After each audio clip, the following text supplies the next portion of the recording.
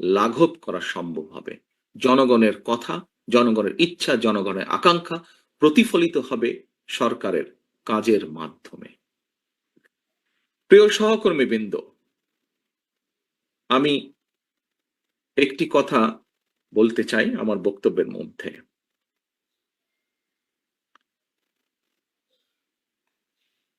হাফিজ সাহেবের আবারও উদাহরণটি আমি টানতে চাই।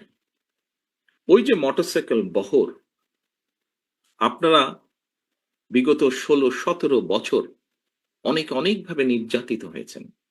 আমরা মোটামুটি একটি গড় হিসেবে জানি, বাংলাদেশ জাতীয়তাবাদী দলের ৬০ লক্ষ নেতাকর্মীর নামে বিভিন্নভাবে মিথ্যে গায়েবী মামলা আছে, নির্যাতিত, অত্যাচারিত।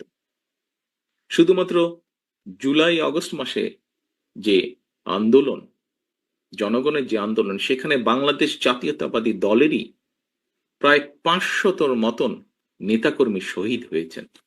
বহু হাজার, শত হাজারের মতন নেতাকর্মী বিভিন্নভাবে জখম হয়েছেন। আমরা কি এতগুলো বাংলাদেশ জাতীয়তাবাদী দলের নেতাকর্মীরা যারা অত্যাচার নির্যাতন সহ্য করেছে, এই যে ৬০ লক্ষ মানুষ বা তারও বেশি সংখ্যক মানুষ, আমরা কি ওই